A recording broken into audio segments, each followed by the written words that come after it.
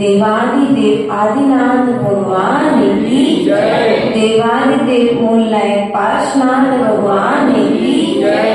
देवादिदेव शासनायक भगवान महावीर स्वामी की जय। आचार्य भगवत कुंद कुंद स्वामी की जय। आचार्य भगवत विराट सागर जी विस्कुट सागर जी महाराज की जय। मम दीक्षा शिक्षा दाता आचार्य गुरु एक्टर विभाग सागर जी महाराज की द्वार संघ जनवाणी माता की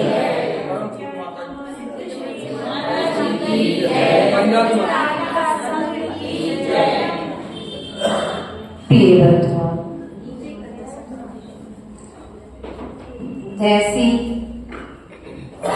संगति वैसी उन्नति। जैसी संगति वैसी उन्नति। यदि आपकी संगति श्रेष्ठ है तो आपकी उन्नति भी श्रेष्ठ होगी, और यदि आपकी संगति गलत है अर्थात अश्रेष्ठ है तो आपकी उन्नति भी उसी अवनति वाले व्यक्ति की तरह होगी। इसलिए हमें हमेशा सद्गुण से जो भरे हुए श्रावक हैं, उन सद्गुण से भरे हुए श्रावकों की संगति करना चाहिए। संगति का पाठ तो हमें प्रकृति का पत्ता, पहाड़, पौधे, नदियां, पक्षी सिखाते हैं। अर्थात पानी जब सर्प के मुख में जाकर के पड़ता है तो वही पानी जिसमें जाता है, और वही पानी जब एक गाय ग्रहण करती है तो वही पानी दूध बन जाएगा। वही पानी जब एक मनुष्य की संगति करता है तो नाली में जाने के योग्य बन जाता है, और वही पानी जब प्रभु की संगति करता है गंगोदा रूप में परिवर्तित होता है।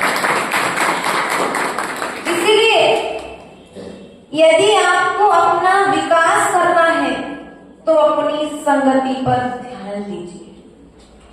वही पानी जब नींबू के वृक्ष में जाता है तो खट्टा हो जाता है, आम के वृक्ष में जाता है तो खट्टा हो जाता है, लेकिन वही पानी जब गन्ने के वृक्ष पेड़ पर जाता है तो मिठास को देने वाला होता है। इसलिए प्रिय बंधुओं, अपनी संगति को सुधारिए। अपने आज तक किसकी संगति की है? यदि आपके अंदर में कोई दुर्गुण प्रवेश कर रहा है, कोई बुरी आदत आपके भीतर में प्रवेश कर रही है, तो देखिए आपकी संगति कैसी है। यदि गुण प्रवेश कर रहा है तो ध्यान दीजिए, ये गुण प्रवेश हो रहा है, मेरे अंदर परिवर्तन आ रहा है, मैं अब क्रोध करना नहीं चाह रहा हूं, मैं अब मान करना नहीं चाह रहा हूं, मैं मायाचारी से बचना चाह रहा हूं, तो निश्चित आपने जिन लोगों की, जिन व्यक्तियों की संगति की है वे संगति वाले व्यक्ति श्रेष्ठ आचरण वाले हैं। इसलिए माताओं ध्यान देना, हम उन लोगों की संगति कर बैठते हैं जिन लोगों की संगति से हमारे भीतर में कसाय उत्पन्न हो जाती है। जब एक तोते के दो बच्चे और दोनों बच्चे, एक बच्चा राजा के राजमहल में पला और एक तोते का बच्चा कसाई के घर पर पला। एक बेटा राजमहल में पला और एक बेटा ब्राह्मण के घर में पला। दोनों के आचरण में भिन्नता आ जाए। जो कसाई के घर में पला है वह हिंसा करना सीखेगा, और जो ब्राह्मण के घर में पला है वह वेद पुराण खोल करके बोलना सीखेगा। इसलिए हमारा आपसे कहना है, आप जिस स्थान पर रह रहे हैं आजू बाजू में आपके कैसे लोग रहे, प्रभाव तो पड़ता है। द्रव्य पर, जीव पर, क्षेत्र का प्रभाव जीव पर पड़ता है, काल का प्रभाव जीव पर पड़ता है, पर के भावों का प्रभाव जीव पर पड़ता है, और जब प्रभाव पड़ना ही है तो हम आपस में पहले निर्णय करें कि जहां पर मैं रह रहा हूं कभी इस स्थान पर कोई हिंसा का कार्य तो नहीं हुआ। भैया को पुराना मकान खरीदना है, किराए के मकान में रहते रहते बहुत देर गए, नया मकान खरीदो बुरी बात नहीं है, लेकिन पहले देख लो उस घर में रहने वाले व्यक्ति ने उस घर में रहकर किस तरह का भोजन किया, उस घर में रहकर के किसी ने कोई आत्महत्या आदि काम तो नहीं की। यदि आप वहां पर रहेंगे तो आपकी भी बरगड़ाएं वैसी होने लग जाएगी। इसलिए अपनी संगति को सुधारने की जरूरत है।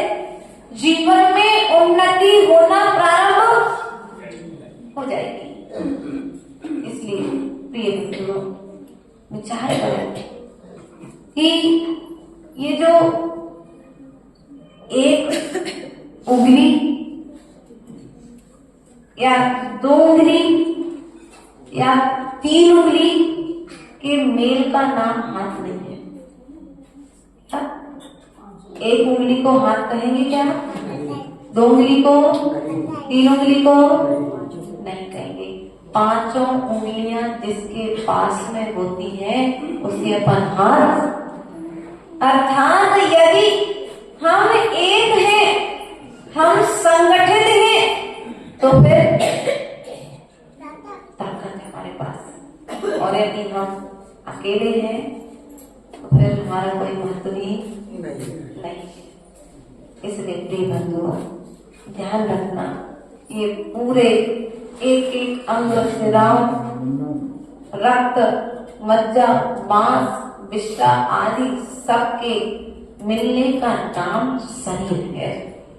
एक किसी पर्सनल अंग का नाम शरीर नहीं है। उसी प्रकार से परिवार में छोटे लोग, बड़े लोग और बुजुर्ग लोग, इन तीनों के सम्मेलन का नाम ही तो परिवार है। एक व्यक्ति अकेले का नाम परिवार नहीं है। इसलिए भी बंधुओं, घड़ी के 3 कांटे कोई काम के नहीं है। घड़ी के 3 कांटे कोई काम के नहीं है यदि नंबर ना लिखे। क्यों भैया? नंबर नहीं लिखे होंगे तो ये घड़ी भी आपके लिए कोई काम की भैया? वो वाली घड़ी तो भले नंबर ना लिखे, लेकिन वो 12 डॉट तो आपको वहां पर, क्योंकि आजकल कहीं भी बिना नंबर वाली भी घड़ी आती, क्यों भैया? है ना?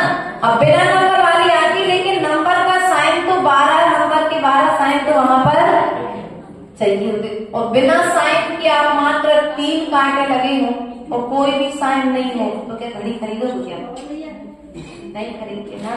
हमारा भी आपसे कहना है कि जैसे 12 नंबरों के आने पर उस घड़ी का महत्व हुआ करता है, उसी प्रकार से हमारे बड़े और छोटों के परिवार में होने पर हमारी कद्र हुआ करती है। बड़े हमें प्रेम करना सिखाते हैं और छोटे हमसे प्रेम पाकर के प्रेम कैसे पाना है ये कला सिखाते हैं। इसलिए विचार करिए, हमें अपने जीवन को यदि उन्नति की ओर लेकर के जाना है तो अपनी संगति को सुधारना पड़ेगा। अपने भीतर में तो कसाई चलती है, एक सबसे बड़ी लड़ाई है, चाहे समाज में हो, चाहे घर में हो, चाहे कई कई स्थानों पर संत महात्माओं के पास में भी चीजें देखने में आ जाती है। मैं क्या, मैंने ऐसा किया, मैं ऐसा करूंगा, मैं ऐसा करता हूं। मैं की लड़ाई व्यक्ति को नीचे, खील को तैरते हुए देखा आपने कभी? खील लोहे की पानी में तैरते देखा? पंचम काल में देखा है? खील को तैरते हुए देखा है? इसके साथ लकड़ी के साथ।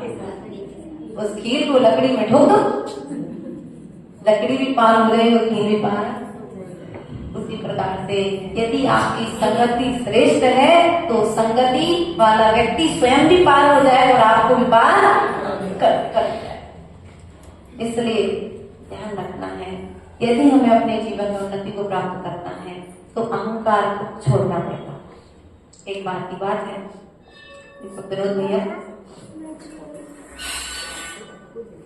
बहुत अच्छे हैं, बिना प्रभाव वाले हैं, और एक दिन पति पत्नी के बीच में थोड़ी बहुत तो चर्चा हो ही जाती, नहीं हो तो फिर वो उनके आपस की कीमत कैसे पता पड़ेगी, तो वो हंस कर अब हुआ ऐसा, विनोद भैया और भागने की कोई बात से थोड़ी सी कीचड़ हो गई।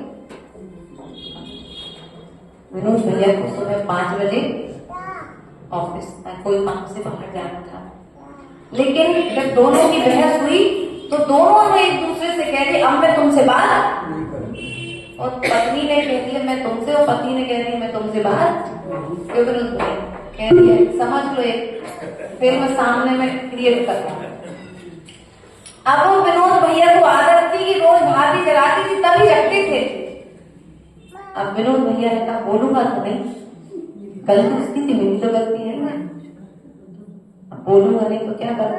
सोने के पहले इनने पत्नी के तकिए के पास एक चिट्ठी रख दी कि मुझे सुबह 5 बजे जगा देना, मुझे बाहर सो गए कि अब पढ़ लेगी तो जगा देगी मुझे, लेकिन पत्नी का भी संकल्प था, मैं भी गलती नहीं की तो मैं क्यों बोलूं। तो बढ़िया 8 बजे जब विनोद भैया की नींद खुली, ने घड़ी देखी, मुझे जगाया नहीं, और पत्नी अपने बड़बड़ कहे तो किससे बेचारे से कल लड़ाई हो ही चुकी थी, अब तो अपने आप में ही बड़े ताव में गुस्से में तन बनाने से सब कर रहे, अपना नहा भी रहे, कपड़े भी पहन रहे, सब कर रहे, लेकिन तो इन्होंने क्या ही किया, हमें जगाया नहीं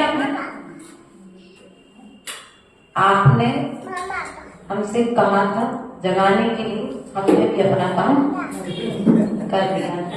तुमने अपना काम कैसे किया? तुमने जब लिख करके रखा था तो हमने भी आपके तकिए के नीचे लिख करके 5 बज गए हैं, आप यदि थोड़ा सा दोनों के बीच नम्रता आती, थोड़ा सा रुक जाते तो दोनों को काम हो जाता। लेकिन ये एक घर की कहानी नहीं है, लगभग सभी घरों में ये चीजें नहीं, हमें इसी चीज को लेकर छोड़ना है। कोई बात नहीं, अपनों के बीच में झुकने से हमारा सम्मान बढ़ेगा, अपनों के बीच में झुकने से सम्मान बढ़ेगा, घटेगा नहीं। ध्यान रखना, यदि गलती करने के बाद कभी छोटों से क्षमा मांगना पड़े तो आदर बुद्ध के सदा मांग लेना हाथ जोड़ करके। जब प्रतिक्रमण के माध्यम से 1 इंद्री से 2 इंद्री से 3 इंद्री से 4 इंद्री से संघ या संधि के वेद से 5 इंद्रिय जीत से क्षमा मांग सकते हो, लेकिन घर में सासू माँ की गलती होने के बाद में भी बहू सासू माँ से क्षमा, कोई बात नहीं। यदि सासू माँ से क्षमा मांग लोगे तो छोटे नहीं हो जाओगे, लेकिन यदि क्षमा मांग लोगे तो तुम्हारा प्रेम बढ़ जाएगा। उस सासू माँ को अपनी गलती का एहसास, मेरी तो गलती थी नहीं, मैं क्षमा क्यों नहीं। हम अपने भीतर के गुणों के विकास के लिए सदा क्षमा मांगते रहे तो भीतर के गुण विकास को प्राप्त होते रहे, क्योंकि जब तक बोलते रहोगे तब तक द्वार खुलेंगे, और जहां तुमने बोलना बंद किया वहां पर तो गिठान पे गिठान। गन्ना देखा, खाया भी होगा राकेश भाई है ना, राजेश भाई, गन्ना खाया, अभी तो दांत अच्छे हैं, अभी भी खाते होंगे। तो गन्ने के बीच में ही गिठान होती है, क्या उस गिठान में रस होता है? पूरे गन्ने में रस होगा, लेकिन जहां जहां पर गिठान होगी उस गिठान में कोई रस। और यदि जीवन में गिठान है कसाई की तो जीवन भी तुम्हारा नीरस के समान। इसलिए जीवन को रसीला बनाना चाहते हो, जीवन के आनंद का स्वाद लेना चाहते हो तो कसायों से रह जाओ, कसायों का त्याग करो, कसायों से निर्मुक्त होने का प्रयास और पुरुषार्थ करो। व्यक्ति इस अहंकार के चक्कर में विनोद भैया क्या क्या नहीं कर देता है। कर्ज ले लेगा और उस कर्ज को चुकाने में लोगों को दिखावे की जिंदगी व्यक्ति आज जी रहा है, रियल जिंदगी जीना नहीं चाहता। जैसे आपके बाल काले हो गए तो कटाई, अरे भैया कोई बात नहीं, तो परिणाम है शरीर का होगा, लेकिन इस परिणाम को लोग हमें बूढ़ा ना कह दे। रियलिटी को स्वीकार नहीं करा, सत्य को स्वीकार करना इस व्यक्ति के लिए बड़ा कठिन है। चश्मा नहीं लगाना पड़े तो लेजर ऑपरेशन करा लो, बाल सफेद ना देखे तो डाई लगा लो, दांत गिर गए तो बत्ती लगा लो, अरे भैया घुटने खराब होगा तो घुटने बदल लो, सब सुविधा है यहाँ तक। अपने इस वर्तमान को स्वीकार करके आगे भविष्य की तैयारी करो, ना कि दिखावे की जिंदगी जी करके तुम अपने दोस्तों को कब तक ढाकोगे, कब तक काले बाल करते रहोगे। एक दिन तुम भी कहोगे होगा इसको हो जाए, हमें सफेद करने की जरूरत नहीं है। लोग बूढ़े तो कहेंगे क्या दिक्कत है, हमारा समय अब निकट आ रहा है, बाल बना रहे हैं सिर पर, लेकिन हम फिर भी उसको, आज हमने किसी को एक जन को वो कह दिया, चाची कह दिया, बोले माता जी हमारे दो जन बराबरी के आके इनको भाभी कहते तो पहचान क्या, बोले हमारे उम्र के दो जन बराबर है कि फिर भी आप हमें भाभी उनको क्यों, ये चाची कह दिया तो तुम्हारी उम्र की हमारी भी तो कोई चाची, आपकी उम्र की कोई भाभी, भाभी और चाची कहने में भी तो ऐसा लगा कि मुझे थोड़ा बड़ा बना के उनको थोड़ा नहीं होना चाहिए। रियलिटी को स्वीकार करो। आप किसी की अपेक्षा से चाची भी है तो किसी की अपेक्षा से दादा भी है, किसी की अपेक्षा से दादी भी है, लेकिन दुनिया कह ना दे उसे तो हम अंधे को अंधा कहो तो थोड़ा सा तो बुरा, लेकिन देखना पड़ता है। मेरे अंधे को अंधा कहने के पहले की द्रव्य क्षेत्र भावनाओं को भी देखना पड़ता है। अहंकार की लड़ाई। एक बार गांव में पंगत हुई, विनोद भैया पंगत हुई और बहुत सारे लोग पंगत में पहुंचे और पंगत में पापड़ परोसे गए सब। और जब सबको पापड़ परोसे गए तो सबसे लास्ट में व्यक्ति बैठा था, देने वाले के मन में कोई भेद नहीं था, लेकिन अब लाते लाते हुए पापड़ टूट गया। पीयूष भैया वो पापड़ टूट गया तो सामने वाले ने सोचा सबको सेना पापड़ दिया, मुझे मेरा अपमान किया है, अब मैं भी इस अपमान का बदला। तो पंगत में खाने की औकात तो थी लेकिन खिलाने की नहीं थी, तो किया ऐसा कर चुका। अब टूटे पापड़ का बदला लेंगे। उसने कर्ज दिया, बाजार से कर्जा उठाया और कर्जा उठा करके एक गांव की पंगत करवाई और पंगत करवाने के बाद उस व्यक्ति पर जब पापड़ लेकर के आया तो टूटा पापड़ परोसा और जैसे उस व्यक्ति को टूटा पापड़ परोसा और बोला कि देखो आज तुमने, पहले तुमने हमें टूटा पापड़ परोसा था, आज मैंने तुम्हें टूटा पापड़। उसको व्यक्ति को याद नहीं था क्योंकि उसने नॉर्मली तरीके से वो क्रिया उसके माध्यम से हुई थी, उसके मन में कोई भेद नहीं था अपमान करने का या नीचा दिखाने का।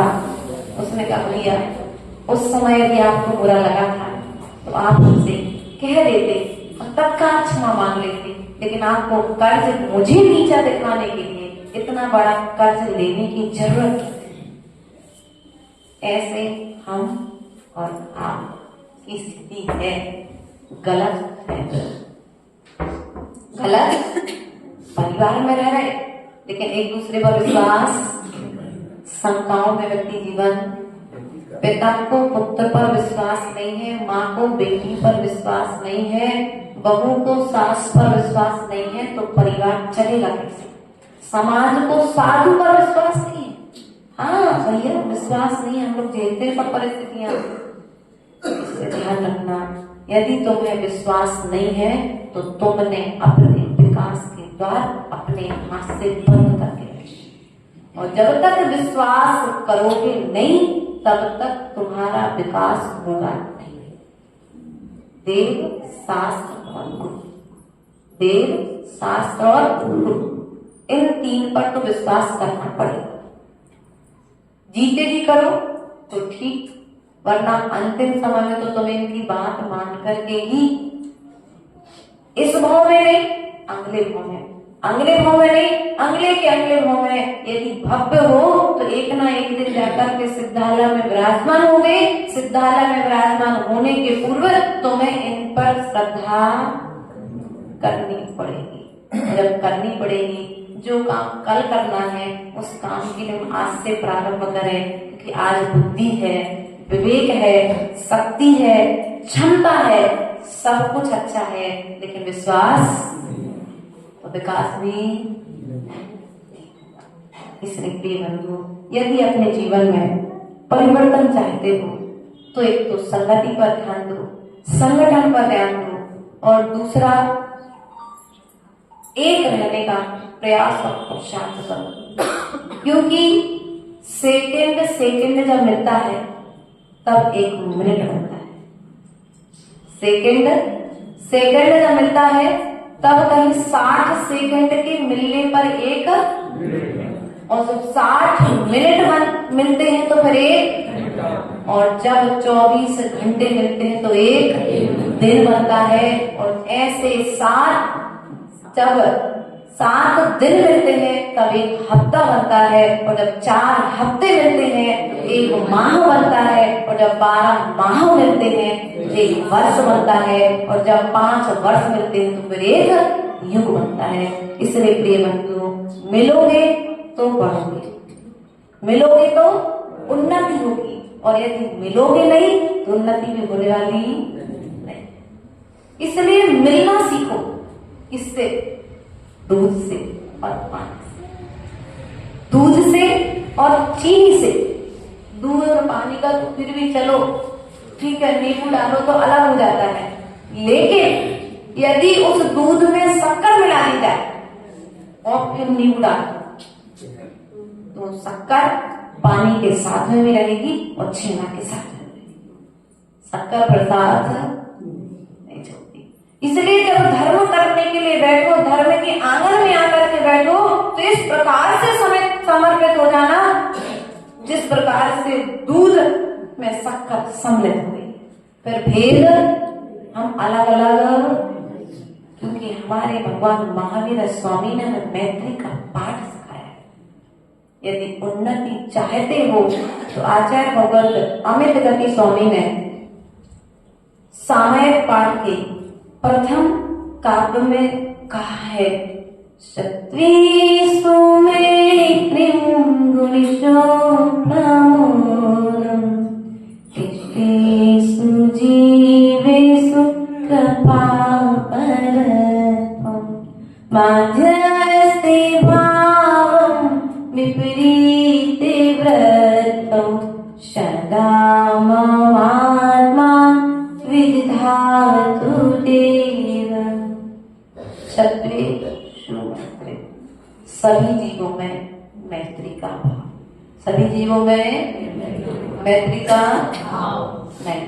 ये तो हमारे समाज के लोगों से मैत्री, दूसरे समाज के सो, ये हमारे परिवार के है सो दूसरे परिवार के, ऐसा सभी जीवों के। एक इंद्रिय जीव के प्रति देखो, अपने साधु कितनी करुणा का पालन करते हैं। एक इंद्रिय जीव पर भी उनका पैर ना पड़ जाए, उनके निमित्त से एक इंद्रिय जीव की हिंसा ना हो जाए, तो वे लाइट का प्रयोग भी, अनछने पानी का प्रयोग भी करते हैं क्या? नहीं करते हैं। एक इंद्रिय जीव का घात ना हो जाए उसके लिए नाना तरह की व्यवस्थाएं करते कि नहीं करते? करते। लेकिन हम महावीर के वंश के हैं, कुल के हैं, लेकिन हमारा आपसे कहना है कम से कम हमारे लिए छना पानी तो यूज करना चाहिए। क्योंकि जितनी हिंसा से आप बचोगे उतना तुम्हारा पुण्य बढ़ेगा, और जैसे तुम्हारा पुण्य बढ़ेगा वैसे तुम्हारा विकास बढ़ेगा, होगा। देखिए, वह जीवनधर कुमार का जीव पुण्य था उसके साथ में कि शमशान में जन्म होने के बाद में भी अपने पिता का राज्य जो काष्ठागार में छीन लिया था, उस राज्य को पुण्य के बल पर वापस ले आया। जी, पुण्य ही तो था। अगर पुण्य नहीं होता तो संपत्ति को छोड़ करके, लेकिन हमारी स्थिति क्या है कि हम पाप में आनंद मनाते हैं, पुण्य में तो खिन्न हो जाते हैं। हमें प्रसन्न होना चाहिए। यदि कभी कोई तुम्हारे नगर में कोई साधु आ जाए और कहा जाए राजेश भैया कि चौका लगा लो, तो कोई मना नहीं करता, क्योंकि कई जीव ऐसे हैं कि साधुओं के आहार दान के प्रभाव से आज महलों में रह रहे हैं। जो एक छोटी सी झोपड़ी में रहा करते थे विनोद भैया, ऐसे कई उदाहरण वर्तमान में है। ये विनोद भैया भी कोई बड़े आदमी नहीं थे, आज है कि इनके नीचे 200, 250, 300 आदमी काम कर रहे हैं और ऐसे सरलता से बैठे जैसे बिल्कुल कुछ जानते नहीं हो। ध्यान रखना है, ये ऐसी सरलता आने के बाद भी यदि तुम्हारे भीतर में भरी रही तो समोसा जैसी संपत्ति प्राप्त करने में समय नहीं लगेगा। समोसा की संपत्ति विनम्रता के होने पर आती है। तीर्थंकर भगवान का भी अभिमान नहीं करते, वे तो अपना कर्तव्य का निर्वहन करते। और हम क्या करते हैं, संपत्ति के मिलने पर, संपत्ति घर में आ गई, हमें कोई की जरूरत नहीं है। मोबाइल में पैसे हैं, फिर हमें मोबाइल के बाद किसी दूसरे की जरूरत नहीं। ध्यान रखना, अपनों की संगति का महत्व समझिए। देखो, नदी जब झरनों का पानी नदी में आकर के मिलता है तो गाय भैंस भी आकर के पीती है, और वही नदी का पानी यदि समुद्र में जाकर के मिल जाए तो फिर कोई भी उसे ग्रहण नहीं करता है, मात्र बाहरी उपयोग होता है। वो भी गए थे लोग, 12-15 दिन रुक के आए थे बहुत साल पहले। तो हमने कहा समुद्र है यहाँ तो पानी कैसे यूज होता है? बोले समुद्र का पानी हम बाहर उपयोग करते हैं, भीतर के लिए तो बोले नाली का पानी जो भी वहाँ व्यवस्था है, कुएं का पानी आदि यूज करके अपनी व्यवस्था को पूरा करते हैं, उपयोग को पूरा करते हैं। हमारा भी आपसे कहना है, यदि गुणवान रहोगे तो लोग तुम्हारे पास आएंगे, तुमसे सलाह लेंगे, आपसे पूछेंगे। और यदि गुणवान नहीं रहोगे तो लोग दूर से कह रहे भैया वो बहुत बोले हैं, उनके पास नहीं जाना। ऐसी नहीं, आप जैसा परिचय फैलाओगे वैसा परिचय तुम्हारा फैल जाएगा, बन जाएगा, लोग तुम्हें वैसा जानने लगेंगे। क्योंकि देखा है कि चींटियों का झुंड शक्कर के गोले के पास होता है, नमक के गोले के पास नहीं। देखा कभी नमक के गोले के पास? अगर देखा होगा तो मरी चींटियां, जिंदा चींटियां नहीं मिलेगी, झाड़ने में आ गया। इसलिए हमारा भी आपसे कहना है, यदि आपको ये इच्छा है कि लोग मेरे पास आए, लोग मेरे पास बैठे, समाज में, परिवार में मेरा एक सम्मान हो, मेरा भी एक स्थान हो, तो गुणवान बनिए। कभी कभी घर में बुजुर्ग बैठे रह जाते और बच्चों से सलाह लेकर के घर के काम किए जाते हैं। क्यों? बच्चे को उस जगह का, उस विषय का नॉलेज। इसका मतलब ये नहीं कि बड़ों का अपमान किया जा रहा है, लेकिन वर्तमान की आवश्यकता क्या है, उस आवश्यकता को समझ करके अपनी युक्ति लगा करके उस कार्य को संपन्न किया जाता है। इसलिए हमारा भी आपसे यही कहना है बार बार, यदि तुम्हें उन्नति चाहिए है तो फिर संगति बदलो। हमारी संगति हमारे जीवन के रंग को बिगाड़े। हमारे जीवन में यदि दुख आ रहा है तो बुरा सुनाने वाले लोग ज्यादा है हमारे पास, अच्छा सुनाने वाले लोग कम है। बुराई करने वाले लोग ज्यादा हैं, तारीफ करने वाले लोग। विनोद भैया, ये पंचम काल का अतिशय समझना, बात बता रहे थे, कहते ना मंडी में सबसे कि इटारसी नगर में जब से हम आए हैं, ये नगर ही ऐसा मिला कि जब यहाँ की बहुएं, बेटियां, माताएं हमारे पास आकर के बैठती हैं तो अपने परिवार के, समाज की तारीफ करती हैं, निंदा है। कभी ये नहीं कहती हमारे समाज का अध्यक्ष ऐसा है, हमारे समाज का मंत्री ऐसा है, नहीं, हमारा समाज अच्छा है। आपस में ही तो आपस में प्रेम का कारण है, भीतरी प्रेम का कारण है। बाहर में भले दी के वर्तमान की व्यवस्था है, छोटा का 2 घर हो गए और लगभग यदि 125 परिवार हैं तो 125 परिवार में से 100 परिवार एक साथ रहते हैं। 100 परिवार, ये आश्चर्य है आज का। इसलिए बहुएं सास की तारीफ करती हैं और सास से जब आकर के बैठती है तो बहुओं की तारीफ करती है। और यहाँ पर तो देखो एक विशेष तौर मुझे क्या ज्ञात हुई, हमको जब बैठे तो एक भाभी जी अभी तो थोड़ा सा बात होने लगे से, तो मैंने कहा सिंदूर वगैरह नहीं डालते, तो आज का समय बदल गया, पाश्चात्य ऐसे थोड़ा सा बोला। बोले माता जी नहीं, बोले हमारे श्रीमान जी कुछ वर्ष पहले शांत हो गए थे, बोले 31 वर्ष लगभग हमारी उम्र रही, लेकिन उसके बाद में भी अपने सील की रक्षा के लिए उस बहू ने दूसरी शादी, अर्थात यदि हम दूसरी शादी कर लेंगे तो मुनिराज को वहां नहीं दे पाएंगे, हमें धार्मिक कार्यों से पीछे कर दिया जाएगा। इसलिए जहां पर सीलवान व्यक्ति रहते हैं, अर्थात ब्रह्मचार्य की निर्दोष साधना करते हैं, इनकी साधना और विशुद्धि का परिणाम है कि आज 9 दिन हो गए, 9 दिन में किसी भी आने का माता जी का अंतर है।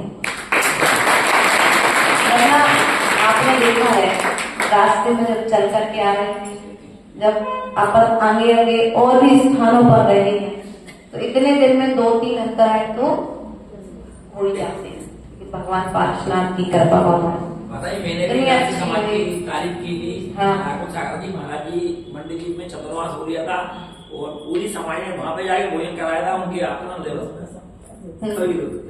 तो वही तो कह रहे हैं, इतनी मतलब व्यवस्थित समाज है। और ये आपका जो आज नेचर है, इस नेचर को सदा बनाए रखना। और सबसे अच्छी बात कि बड़ों का तो सम्मान है ही, बड़ों के साथ साथ बड़े छोटों को सम्मान दे रहे हैं कि बेटा तुम आगे बढ़ो, तुम्हारे पीछे हम खड़े। अब मनीष भैया है, ज्यादा उम्र नहीं है लेकिन फिर भी अध्यक्ष पद पर है, उनके साथ में आरपीएफ भैया है, कोषाध्यक्ष आदि नई टीम, पूरी यंग टीम है मंदिर की व्यवस्था को संभाले। क्योंकि यदि नई टीम रहेगी तो उनके निमित्त से नई टीम जुड़ेगी, और यदि हम पुरानी सोच के साथ में यदि रहे तो फिर विकास, जहां परिवर्तन करना आवश्यक है वहां परिवर्तन करना, पहनावे में परिवर्तन नहीं करना, पूजा में परिवर्तन नहीं करना। ऐसा नहीं कि सूट पहन के समय बदल गया तो सूट पहन करके हाथ दे रहे क्या, ऐसा नहीं करना है। ध्यान रखना है, तुम्हें कहीं से भी गुण मिले, गुण ग्रहण करो। कौन है, क्या है, किस संघ का है, ये मत देखो। यदि शिक्षा देने वाला है और योग्य है तो गुण ग्रहण करके अपना उत्थान करो, वरना कहीं पर तो जीते हैं समाज में जब रहते हैं तो इटारसी जैसी समाज हर जगह नहीं मिलती। और हमारा तो सीधा कहना रहता है, अभी हमने सागर का चातुर्मास किया, सागर से 500 किलोमीटर दूर छिंदवाड़ा समाज में थे हम लोग अप्रैल में लगभग।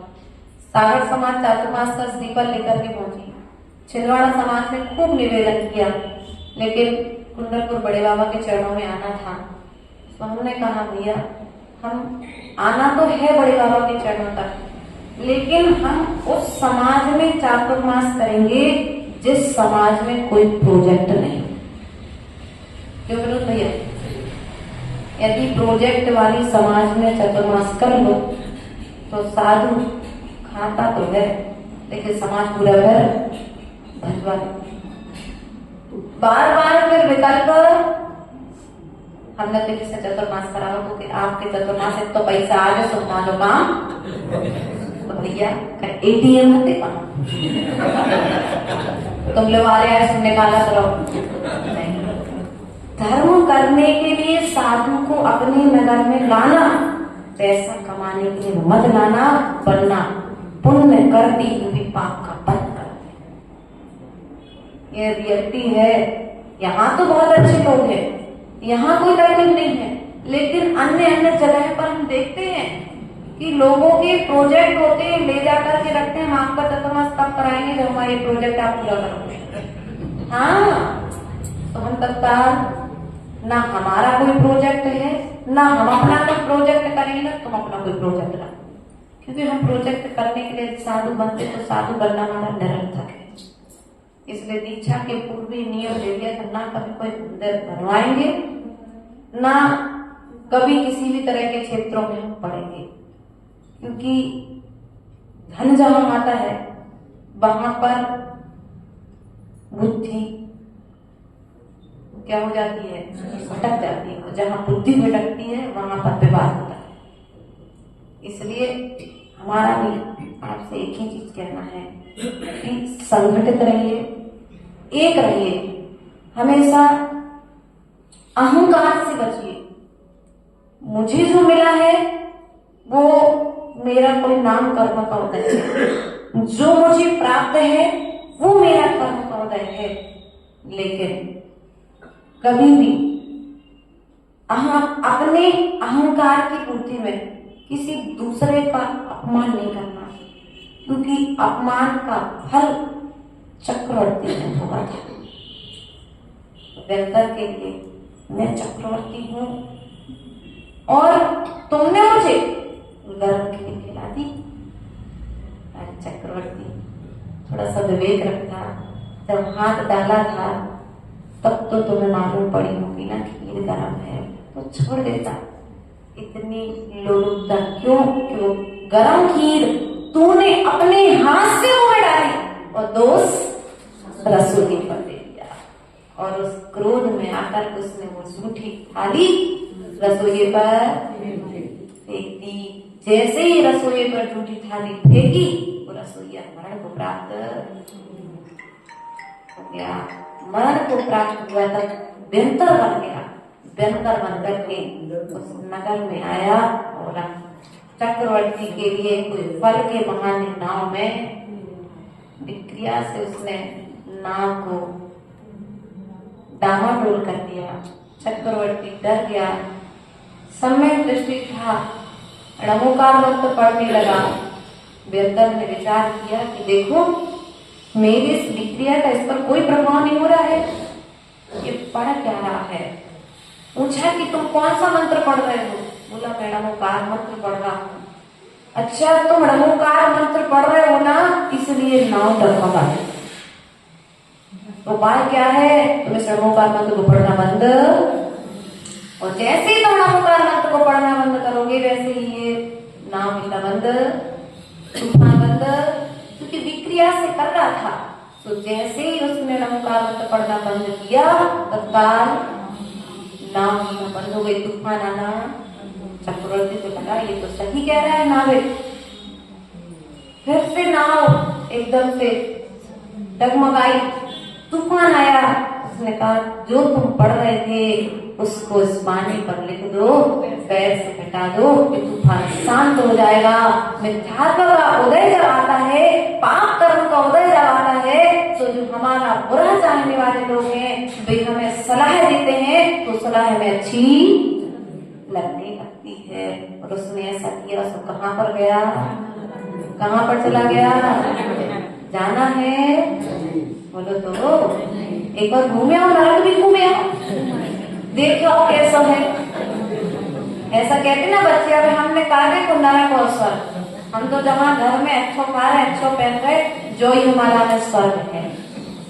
जिस घर में लड़ाई हो रही वही नरक है, जहाँ शांति है वहां पर स्वर्ग है। तो स्वर्ग नरक किसने देखा? स्वर्ग नरक तो हमारे वर्तमान घरों में ही देख लो। नहीं भैया, जो घरों में संकलेश हो रहा है उतना उससे भी कहीं ज्यादा संकलेश नरकों में होता है। इसलिए नरकों से बचना है तो दूसरों के अपमान से बचो। अपमान नहीं करोगे तो कोई तुम्हारा दूसरा कोई बैर भी पैदा, लेकिन हम क्या करते हैं, पहले तो अपमान कर देते हैं, बुरा कर देते हैं, फिर बाद में जब वह उदय में आता है, क्योंकि अपन ने एक भजन सुनकर के रखा है, जैसी करनी वैसी इस जन्म में ना सही परिभव में मिलता है, अपने अपने कर्मों का फल सबको मिलता है। अब इतना हो सकता है, जो कर्म किया है वो मिलेगा, निश्चित मिलेगा, लेकिन इतना हो सकता है, अपन कहते हैं ना, धर्म किया था सो मौत होने वाली थी, लेकिन वो पत्ते में निकल गई, कांटे में निकल गई। कर्म तो उदय में आया, लेकिन जो बड़े रूप में आने वाला था वो छोटे रूप में आकर के झड़ करके चला गया। इसलिए हमारा आपसे कहना है, कर्म करना है, क्योंकि हम कर्म भूमि के मनुष्य हैं, लेकिन कौन सा कर्म करना है, कौन सा कर्म नहीं करना है, किस कर्म को करने से पुण्य होगा, किनकी संगति करने से मेरा आत्मा श्रेष्ठ कहलाएगा। बच्चे कहते हैं माता जी हम गलत काम नहीं करते, अब वो दोस्त करते सो करते रहे। नहीं बेटा, यदि तो दारू की दुकान पर बैठ करके दूध पियोगे तो लोग तुम्हें दारू पीने वाला ही समझे, ध्यान रखना। इसलिए जिन दोस्तों की संगति तुमने की है, यदि वे गलत आचरण कर रहे हैं तो तुम्हारे लिए भी गलत आचरण वाला समझा जाएगा। एक बार ऐसे ही घटना हुई कि कुछ जैन समाज के बच्चे और कुछ और दोस्त थे, सभी समाज के बच्चे एक साथ गए। अब वो जो जैन व्यक्ति गया तो उसे मालूम नहीं था कि क्या मैटर है, वो तो साथ में सब दोस्त धारा तो हम भी चले गए। अब ये तो गाड़ी में बैठी बड़ी अपना मोबाइल चला रहे और जो और दोस्त थे वे जाकर के एक को मार पीट करके काट के खत्म काम करके, लेकिन उस स्थान में जो कैमरे लगे थे, गाड़ी आई, गाड़ी में कौन कौन आया ये सब कुछ वहां पर रिकॉर्ड था। तो उस कैमरे में अब जिनने गलत काम किया था वे तो फरार है, लेकिन जिनने गलत काम नहीं किया था मात्र साथ में गए थे सुबह जेल की हवा खा रहे। इसलिए पहले दोस्ती करने के पहले दोस्त का आचरण देख लो। जैसे कहते ना, बैठने के पहले झाड़ लो, कुत्ता भी झाड़ के बैठता है मित्र से, है ना। ऐसे आप मित्रता करो तो पहले देख लो उस मित्र का आचरण कैसा है। उस मित्र की संगति से कहीं तुम्हारे खानदान पर आंच न आ जाए, क्योंकि तुम्हारे पिता को तुम पर भरोसा है, तुम्हारी माँ को तुम पर भरोसा है, तुम्हारे दादा को तुम पर भरोसा है, लेकिन तुमने जो संगति की है वो संगति तुम्हारे खानदान की इज्जत को धूमिल कर सकती है।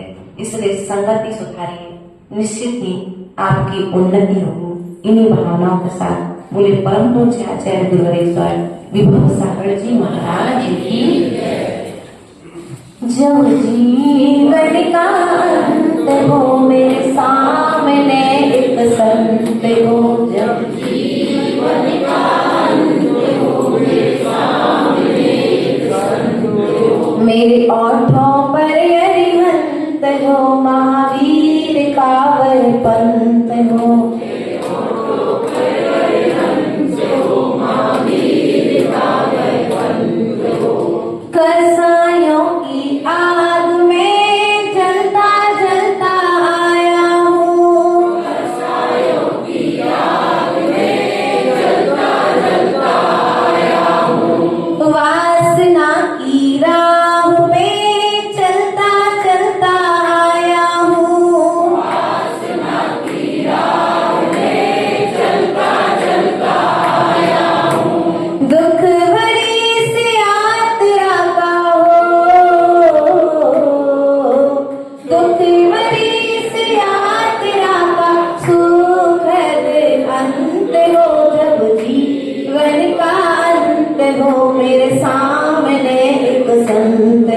मेरे ओठों पर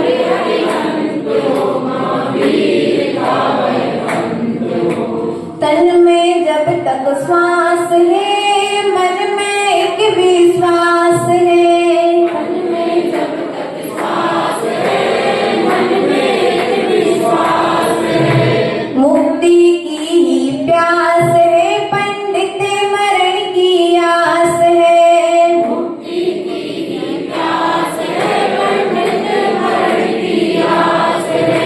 तने अचल और मने अमल हो,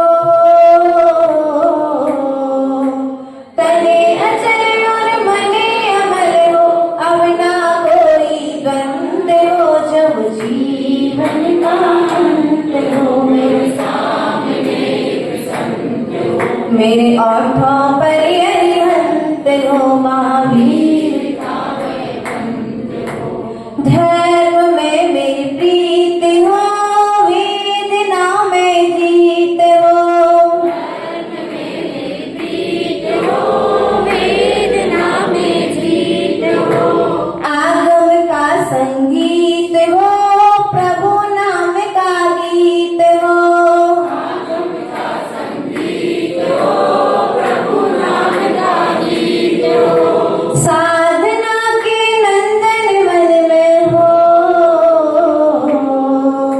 साधना के नंदन मन में भावना वसंत हो, जब जीवन का अंत हो। मेरे सामने संत हो, मेरे ओठों पर अरिहंत हो, महावीर का वैकुंठ हो।